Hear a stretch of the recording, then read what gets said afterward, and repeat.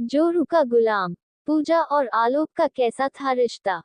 दफ्तर से आज आधे दिन की छुट्टी लेकर पूजा घर आ गई। वह चाहती तो थी कि सीधे डॉक्टर के पास चली जाए, लेकिन दोपहर का वक्त था और इस वक्त उस लेडी डॉक्टर की डिस्पेंसरी बंद होती है जिसे पूजा दिखाना चाहती थी। वैसे भी मासल बाजार में जहां पूजा का घर है वहां से डिस्पेंसरी ज्यादा दूर नहीं है, इसलिए उसने सोचा कि वह अपने पति आलोक के दफ्तर से लौटने के पश्चात उसके साथ चली जाएगी। पिछले कुछ दिनों से पूजा को सुबह उठने में काफी तकलीफ हो रही थी। उसे बहुत ज्यादा आलसपन भी महसूस होने लगा था और कभी भी सुबह के वक्त हल्का बुखार भी रहता। वह किचन में भी ठीक से खाना नहीं बना पा रही थी। किचन में मसालों की गंध उसे असहनीय लगने लगे थी। पहले तो पूजा को लगा कि शायद मॉर्निंग सिकनेस की वजह से उसे ऐसा हो रहा है, लेकिन आज तो ऑफिस में भी उसे काम करने में बड़ी तकलीफ होने लगी, तो वह घर आ गई और आते वक्त आलोक को भी फोन पर बता दिया ताकि वह भी घर जल्दी आ जाए और वे दोनों डॉक्टर के पास जा सके। वी ती से मासल बाजार की दूरी ट्रेन से लगभग 2 से 3 घंटे की है, जिसकी वजह से घर आते हुए पूजा पूरी तरह से थक चुकी थी। वैसे तो वह रोज ही थक जाती थी, पर आज उसे कुछ ज्यादा ही थकान महसूस हो रही थी। पूजा ने सोचा कि घर जाते ही वह पहले थोड़ी देर आराम करेगी, उसके बाद ही घर के कामों को हाथ लगाएगी, लेकिन यहाँ घर पहुंची तो उसने देखा सासुमा सुनीता देवी सोफे पर लगभग लेटी हुई है और ससुर जी किचन में है। आमतौर पर ससुर जी किचन में कम ही दिखाई देते थे। पूजा कुछ कहती उससे पहले ही उसे दफ्तर से जल्दी आया देख सुनीता देवी कहने लगी, अरे पूजा, तुम जल्दी आ गई हो, चलो अच्छा हुआ। मेरे सिर में काफी दर्द है। मेरे बहुत मना करने पर भी तुम्हारे बाबा मेरे लिए चाय बना रहे हैं। जरा तुम जाकर देख लो वे ठीक से चाय बना भी रहे हैं या नहीं।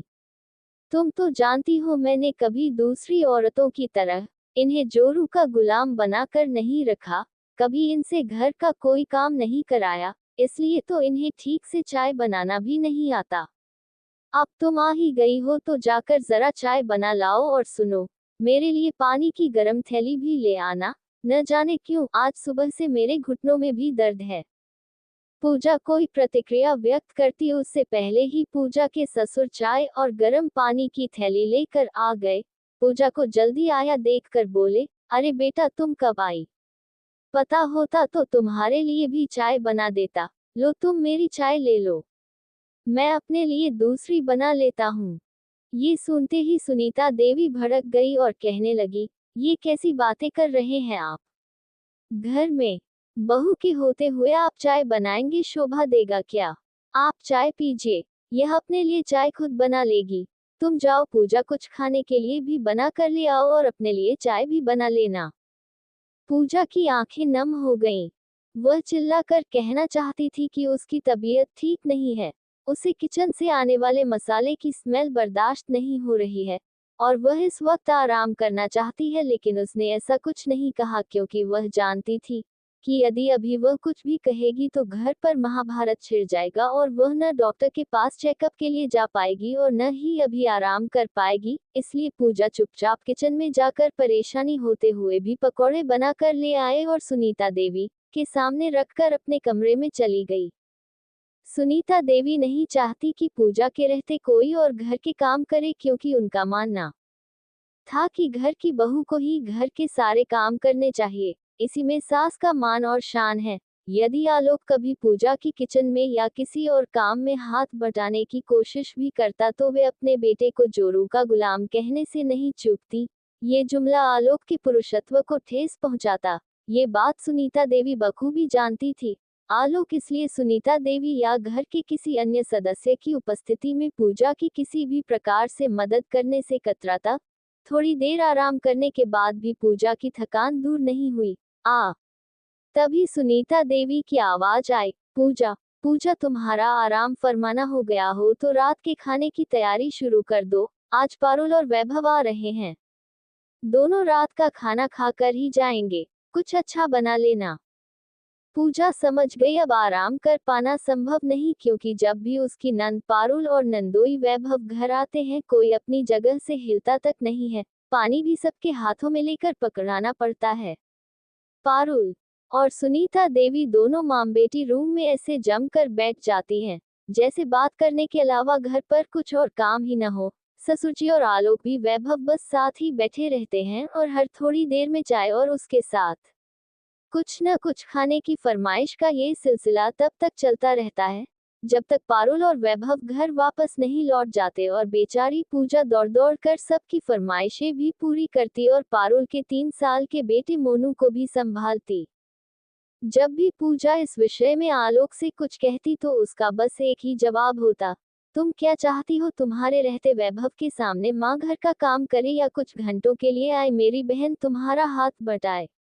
अपनी ससुराल में तो वह बेचारी काम करती ही है, अब यहाँ भी करे, या फिर तुम ये चाहती हो कि मैं तुम्हारे आगे पीछे घूमूं, किचन में तुम्हारा हाथ बटाऊं ताकि लोग मुझे जोरू का गुलाम कहें।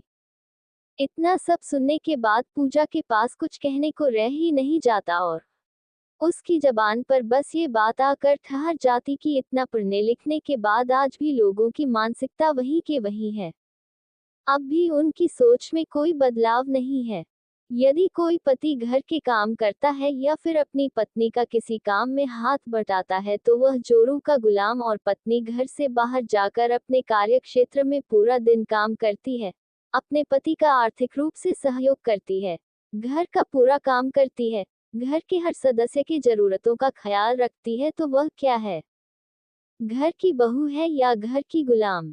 पूजा अपने ही विचारों में खोई हुई थी कि सुनीता देवी ने फिर आवाज लगाए और पूजा तबीयत ठीक न होने के बावजूद किचन में आकर काम करने लगी। उसने सारा खाना पारुल और वैभव की पसंद अनुसार ही बनाया ताकि उससे ये सुनने को न मिले कि अरे ये क्या बना दिया, ये तो वैभव को पसंद नहीं, या फिर ये तो पारुल नहीं खाती, उसकी पसंद का कुछ और बना दो। निम्न मानसिकता का नतीजा है। जब एक पत्नी पति का हर छोटे से छोटा काम करती है तो वह पत्नी धर्म कहलाता है और पति का पत्नी के प्रति कोई धर्म नहीं है। मम्मी जी, यदि आप पारुल को ये समझाने के बजाय कि अपने पति से अकेले में काम के लिए कहा कर वैभव को ये समझाती कि पत्नी का हाथ बटाने से पति जोरू का गुलाम नहीं होता तो यह नौबत नहीं आती। किसी ने बिल्कुल ठीक ही कहा है, बोया पेड़ बबूल का तो आम कहाँ से पाएं। जब पूजा ये सब कह ही रही थी वैभव भी वहां आ गया था और सिर झुकाए खड़ा था। आलोक की आंखें भी शर्म और पछतावे से झुकी हुई थीं। सुनीता देवी को भी इस बात का दुख था कि वह स्वयं एक नारी होकर नारी के दर्द को समझने में चूक गई। अभी यह सब चल ही रहा था कि पूजा के ससुर सब के लिए चाय बनाकर ले आए। ये देखकर सुनीता देवी ने कहा, चाय के साथ नमकीन भी हो जाए। ये सुनकर पूजा किचन की ओर मुड़ी ही थी कि आलोक ने कहा, तुम आराम से बैठो, नमकीन मैं ले आता हूँ, क्योंकि अब मैं समझ चुका हूँ कि पत्नी का हाथ बटाने से पति जोरू का गुलाम नहीं हो जाता। दूसरे दिन आलोक और पूजा चेकअप करवाने की जाते हैं और खुशखबरी मिलती है कि पूजा प्रेग्नेंट है। ये सुनकर पूरा घर खुशियों से भर जाता है।